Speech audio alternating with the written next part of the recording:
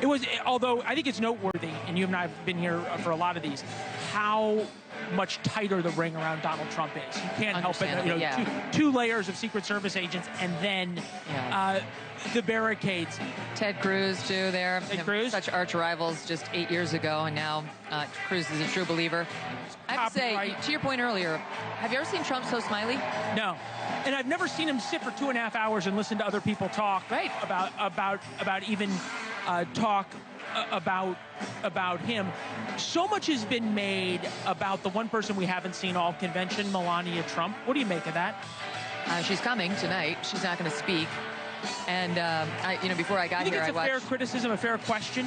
No, I think it's absurd. That's all CNN was talking about tonight. Melania's coming. She was invited to speak, but she won't. She won't speak. Of course, the implication is she doesn't like him. She's just doing this under protest. Well, if she doesn't like him, she had plenty of opportunity to divorce him, and she didn't do it.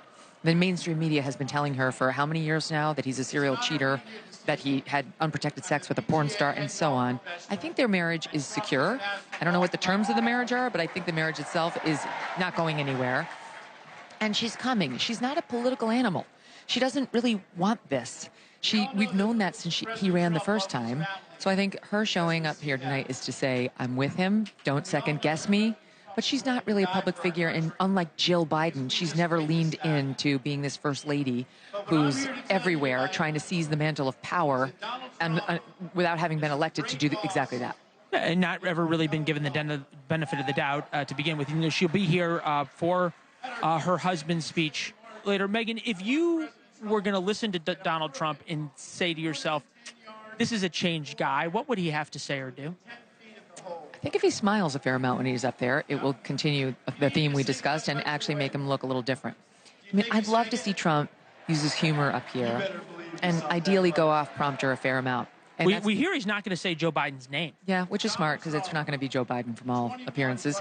I think really off prompter, Trump is gold. He's dangerous, but he's gold. And on prompter, he's a little more boring. You know, I remember after he announced that he was running from that speech at Mar-a-Lago, I had tweeted out, and it was true, I fell asleep.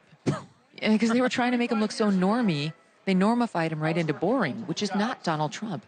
So I really hope they let him talk. Like, I hope he just seizes the mantle and is his full self. Because his full self, if you spend any private time with the man, is charming. Oh, he's charming. He's hilarious. He's all these things. You know who was boring was JD Vance last night? Maybe intentionally. Too long.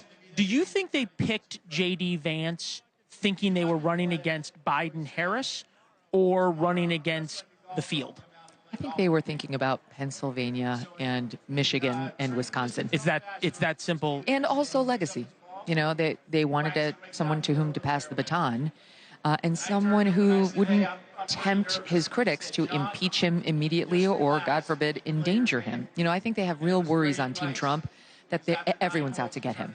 And that if you get somebody like a Doug Burgum in there, you'll get impeached within 2 minutes because the establishment would prefer him, and they'll all work together to get rid of him. Flip side in insurance is we're thinking about the arc of this race. If Joe Biden decides to get out, he has two choices. He says, I'm passing the torch, or three. I'm passing the torch to Kamala Harris. I'm passing the torch to the convention, or I'm resigning and Kamala Harris is going to become the president. So now Donald Trump is running against the first female president who would be an incumbent. Does any of that change what needs to happen here tonight? I think option 3 is nearly impossible. I just don't think Joe Biden wants to leave having stepped down due to mental incompetence. I just don't see that happening. I think we can see by how hard he's holding on right now, just from resigning from the candidacy. He doesn't want to go. If he goes, it's completely under protest because they're threatening him. Like mob bosses, you go or you get it. Just today there was an article in Axios saying, you might not get a presidential library. And then you see bit by bit the humiliating stories come out, trying to take away his dignity. And look, it's fair game. He kept held onto this office longer than he should have, but so he'll go under threat and not willingly. So option 3 seems like an impossibility to me. I don't think, if you believe what Mark Halpern's reporting right now, and he's got some good Democratic sources, he's going to go and call for an open convention. And that makes sense to me because I don't see the Democrats going through all of these maneuvers only to wind up with a candidate who is arguably less popular than Joe Biden. Or according to latest polls, Trump beats her by 10. He beats him by less than that. Yeah, and next best thing for Republicans to Joe Biden is an open convention, right? Because that's another month of Democrats fighting with each other and also not necessarily a unified party. Megyn, we could talk all night. You know what it's like to come up to the top of the hour. So we're going to turn it over to Chris Cuomo. Thanks for watching. Go to joinnn.com to find NewsNation on your television provider.